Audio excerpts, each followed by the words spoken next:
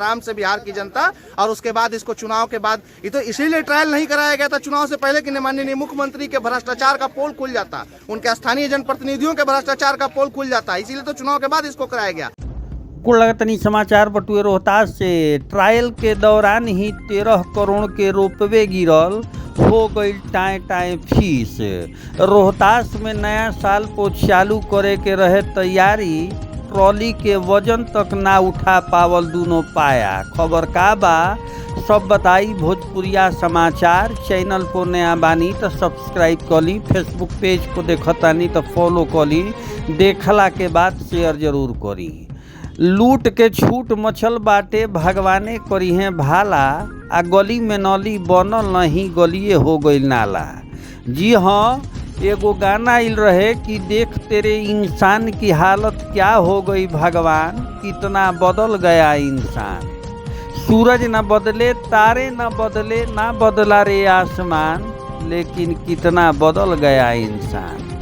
देख ली दासा, बिहार में कहीं पुल टूटता तो कहीं रोपवे बनावे में ही घापला क दिहल जाता। रोहतास में निर्माणाधीन 13 करोड़ के एगो रोपवे ट्रायल के दौरान ही टाए टाए फीस हो गई। यह घटना में रोपवे के पिलर आ ट्रॉली अचानक गिर गई। ई रोपवे रोहतास प्रखंड मुख्यालय से ऐतिहासिक चौरासन मंदिर तक के दुर्गम रास्ता के सुगम बनावे खातिर बनावल जात रहे। नया साल में पर्यटक के खोले के प्लानिंग रहे। सूख के ट्रायल के दौरान रोपवे के पिलर भार सहन ना कोई पैलस आ ट्राली समेत गिर गई। राहत के बात ई रहे कि उस समय ट्राली में कोनो व्यक्ति सवार ना रहन, जवना से कोनो तरह के जनहानि टली गई। स्थानीय लोग रोपवे के निर्माण में गुणवत्ता सुरक्षा मानक पे सवाल उठैले बाड़े।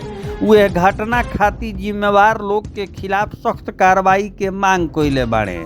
ऐतिहासिक रोहतासगढ़ किला चौरासन मंदिर के दर्शन खातिर हर साल हजारों श्रद्धालु आ पर्यटक आवेलन।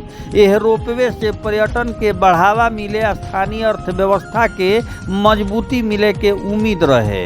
यह हादसा के बाद रोपवे के काम अधर में लटक गईल बा, जवना से पर्यटक के अब और इंतजार करे के पड़ी।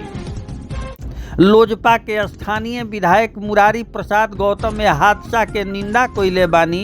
वहाँ के कहनी कि विभाग इंजीनियर के लापरवाही के कारण पिलर के निर्माण में गुणवत्ता के ध्यान ना रखल गई, जवना से ई घटना भइल। विधायक मामला के जांच क के दोषी के खिलाफ सख्त कार्रवाई के मांग कइले बानी। चौरासन मंदिर रोहतास जिला के एगो प्राचीन शिव मंदिर है, जहाँ 84 सीढ़ी चढ़ के पहुँचल जाला। राजा हरिश्चंद्र के द्वारा यज्ञ के बाद बनवावल गई स्थल धार्मिक आस्था प्राकृतिक सुंदरता के संगम बटुए। चौरासन मंदिर के रोहितेश्वर महादेव मंदिर भी कहल जाला। एकर नाम चौरासन 84 सीढ़ी के कारण पड़ल, जेकरा के चढ़ के मंदिर तक पहुँचल जाला। स्थानीय भाषा में एकरा के चौरासन सीढ़ी भी कहल जाला। इस सीढ़ी जैसे जैसे चढ़ेला लोग श्रद्धालु के आत्मिक ऊंचाई के अनुभव होखे लागेला। मानल जाला कि मंदिर 7वीं सदी ईस्वी में राजा हरिश्चंद्र के द्वारा बनावल गईल रहे। क्या नाम हुआ आपका? तुराब नियाजी। अभी रोहतासगढ़ में जो रोपवे का निर्माण कार्य चल रहा था, तो आज 2 टावर गिर गई है, तो इस पे क्या कहना चाहते हैं? केवल टावर नहीं बल्कि हम सभी क्षेत्रवासियों की उम्मीद गिरी है। वो उम्मीद इसलिए गिरी है कि माननीय मुख्यमंत्री श्री नीतीश कुमार जी का महत्वाकांक्षी प्रोजेक्ट, जिसमें करोड़ों रुपए की लागत से बनाया जा रहा था, और पिछले 6 साल से यही उम्मीद थी 2019 से लेकर आज तक कि बस जल्द ट्रायल होगा और ट्रायल के बाद हम लोग सब कुछ निकालेंगे और उसके बाद रोहतास में डेवलपमेंट की बात होगी। लेकिन दुर्भाग्य इस बात का है कि हमेशा से भ्रष्टाचार का चढ़ता बलि चढ़ती रह गई है और भ्रष्टाचार के भेंट चढ़ गया। एक और रोपवे निर्माण, एक और विकास और रोहतास की एक और उम्मीद भ्रष्टाचार की उस पर चढ़ी है। इसमें पूरी तरह से सारे लोगों का इन्वॉल्वमेंट है, चाहे सभी पदाधिकारी का हो, जनप्रतिनिधियों का हो, वरना ये घटिया तरीके से काम हो रहा था। कई बार यहाँ पर जिलाधिकारी महोदय आए, पुल निगम के कई पदाधिकारी आए, लेकिन उसके बावजूद भी कहीं कुछ नहीं।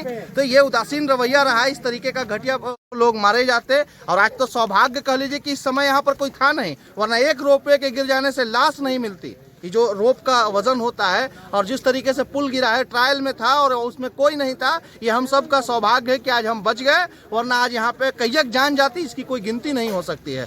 तो ये अब दुर्भाग्य कह लीजिए इस सिस्टम का, सरकार का। सीधे तौर से इसमें सरकार और उसके पदाधिकारी और उसके प्रतिनिधि इन्वॉल्व हैं और इस सारी चीज़ों की जिम्मेदारी उनकी है।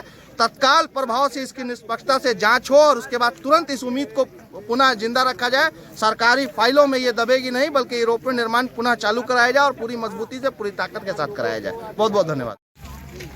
तुराब जी, ये जो रोपवे निर्माण हो रहा था, इसकी लागत भी बहुत काफ़ी थी और जो है इसकी समय भी काफ़ी अवधि लिया गया।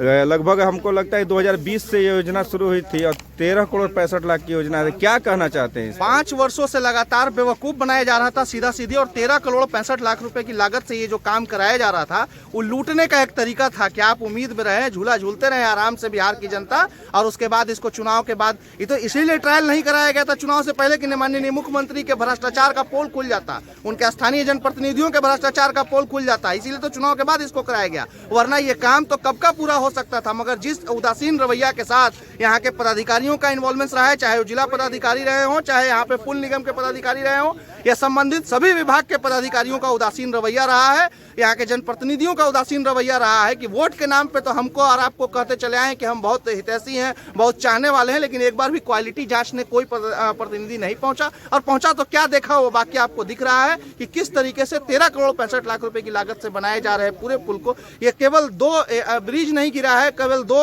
ये इसका निर्माण पिलर नहीं गिरा है, बल्कि रोहतास के लोगों की उम्मीद गिरी है, और इस उम्मीद के साथ बहुत आहत होगा, चूंकि यहाँ आस्था का महाकेंद्र चौरासन शिव मंदिर, रोहतास गढ़ किला, सेकबबल शहीद और पर्यटन के कई ऐसी संभावनाएं थी जिसके आने के बाद इस क्षेत्र में डेवलपमेंट होता। कहीं ना कहीं ये उम्मीद लग रहा है कि अब हम लोग अंधकार में जाएंगे, केवल वादा और भाषण ही हमारे जिम्मे रहेगा।